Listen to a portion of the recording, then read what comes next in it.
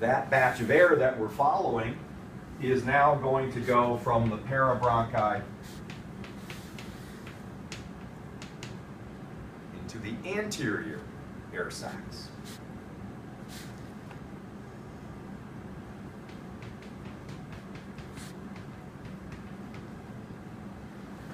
All right, we exhale again, and the air goes from the anterior air sacs to the outside.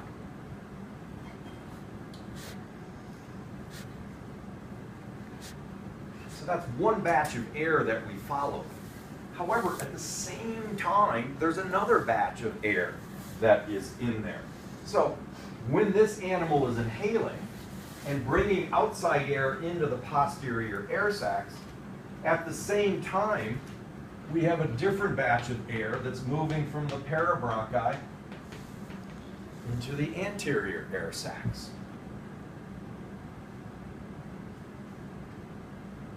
When we go from the posterior air sacs to the parabronchi, there's another batch of air that's going from the anterior air sacs and out. It's being exhaled. When we have air moving from the parabronchi into the anterior air sacs, we have another batch of air that goes from the outside to the posterior air sacs. And then when you have the anterior air sacs leading to the outside world, in other words, an exhalation going on, the other batch of air is going from the posterior air sacs into the parabronchi.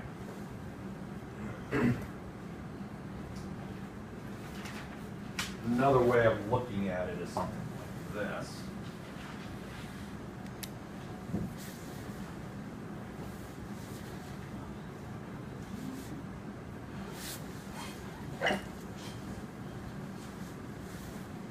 So that this would be my parabronchi.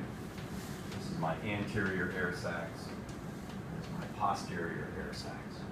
The way that the air is moving through the system is a one-way flow of air. So the air flowing across the gas exchange membranes of the parabronchi is always flowing in one direction. That is what allows birds to extract a large amount of the oxygen from the air that they inhale. They can extract a greater proportion of that oxygen than can a mammal, because a mammal does not have a one-way flow. Instead, that's the lung of the mammal. Air is coming in and it's going back out the same way. Much of the air that you breathe in never reaches the depths of your lungs. Approximately 20% of the air that you breathe in never makes it to the alveoli in your lungs where gas exchange can take place. It's stuck in your trachea, your bronchi, places where gas exchange does not occur. So we are somewhat inefficient. Again, you're using energy to move that air in, but 20% of it never gets to the point where it can exchange oxygen with your blood. Birds have a different system because of these air sacs. It allows a one-way flow of air through the lungs, through the parabronchi. Every molecule of air that a bird breathes in, inhales, will go through the parabronchi. It will cross over the gas exchange membrane. That makes it a very efficient system. The lungs of birds actually are not very large. Right? You would think, because you have a warm-blooded animal with a very high metabolic rate, a very high demand for oxygen, you would expect that their lungs would be much larger than, let's say, a typical reptile. But they really aren't. Right? They don't have to be, because they have a different system of airflow set up. So that despite the fact that they don't have as much surface area maybe as a mammal does, they still can extract a greater proportion of the oxygen because they have the one-way flow of air. Do they exhibit current exchange also? What? Do they exhibit counter-current exchange also? Countercurrent. Oh, good point. Not positive. I can't remember either. I think so. I'll check on it. So it's a very different setup than anybody else. Does it make sense with what they're doing?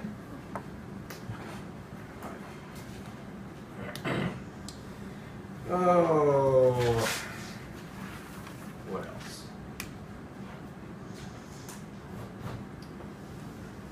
Another structure that birds have that other vertebrates do not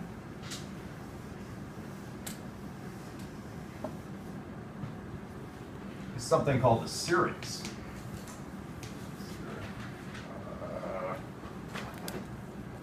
Blanking today.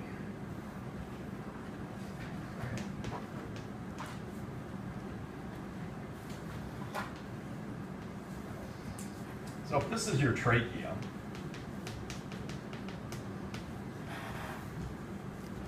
typical setup in a mammal, an amphibian, a reptile, is that you have a larynx. So this is an enlarged area along that tube. It's a cartilaginous box, the voice box of the animal.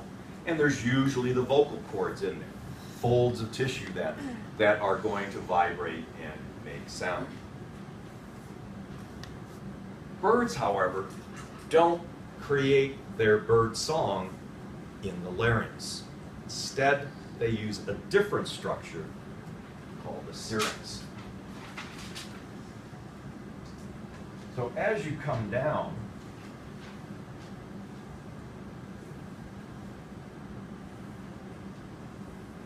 you're going to get your division into your two different bronchi. But in this area here and this area here, you have flexible membranes that can vibrate. There's usually a large amount of muscle associated with that area because the muscles, when they contract, are going to affect the type of sound that is produced, whether or not those membranes are taut when they vibrate or whether they're very loose.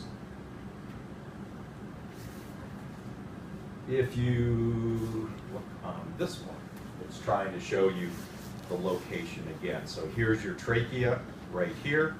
You're coming down and dividing into a left and a right bronchus.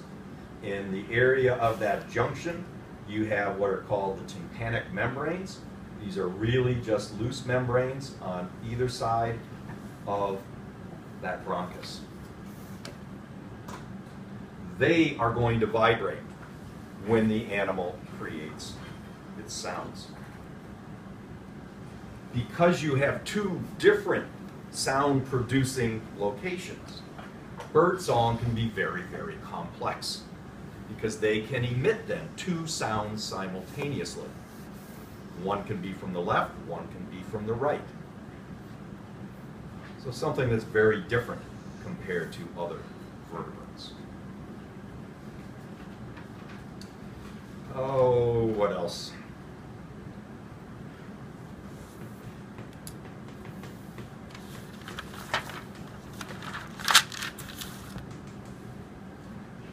Pneumatic bones are different compared to what most vertebrates have. This occurs in some of the long bones, particularly the bones of the forelimbs, so the wings. If you look at them in cross-section, long section, you might see something like this.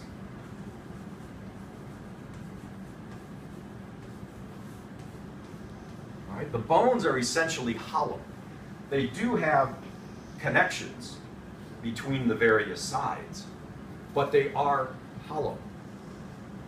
And some of them actually contain extensions of the air sacs in them.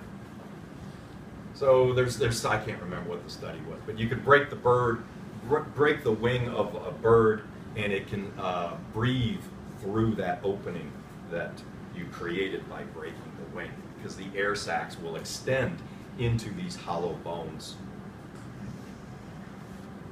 Function of these, most books will speculate that it is simply a way of lightening the skeleton. Presumably an adaptation for flight, although something that bats never needed. Right? This kind of a structure is very good at providing strength with lightness. Right? There's analogous structures that are used in construction. All right.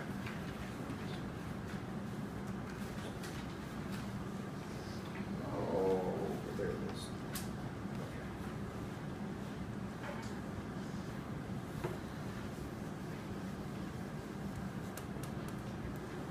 Let's look at the basic aspects of flight, basic aerodynamics.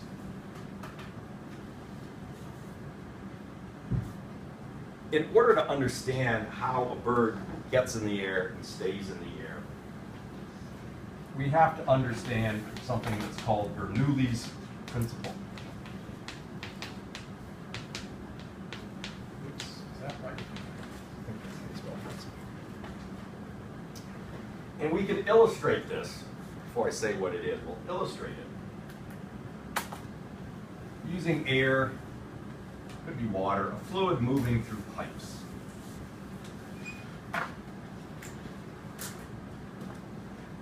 And what we're going to do is we're going to measure the pressure on the inside and on the outside.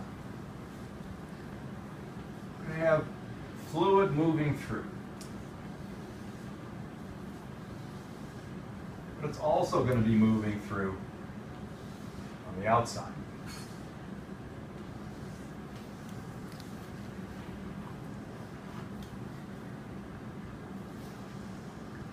At A and D, in this scenario, the pressure is going to be equal. So we have a manometer inside and a manometer outside.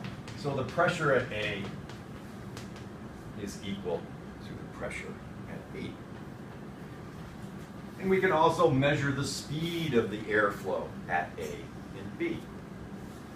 And what you'll find is that the velocity of the air at A is equal to the velocity of the air at B. But let's take the same setup and put a constriction in.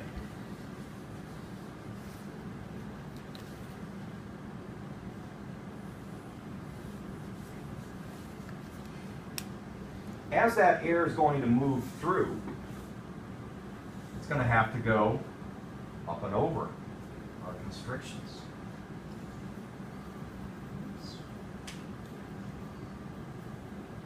I'm doing a bad job of drawing, but I think you get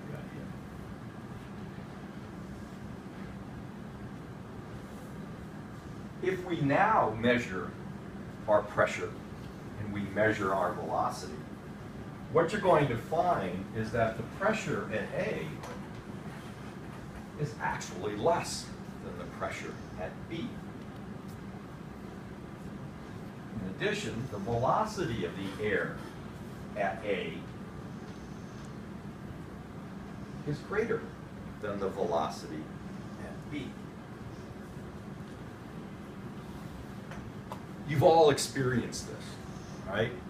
You take a hose, garden hose, no nozzle on it, water's coming out, you put your finger over it so that you're constricting the opening. All of a sudden that water comes shooting out at a much higher velocity. It's the same thing that has been accomplished by this constriction in this example. Right? The pressure, the force of the air moving, the water moving, remains the same. Right? We haven't changed that. All we've done is put a smaller space in there. Once you put the smaller space in, you can get a higher velocity. If you had a garden hose with a manometer on it so that you could measure pressure, you would find that the pressure right where your thumb is, the pressure inside that water the outward pressure is actually less.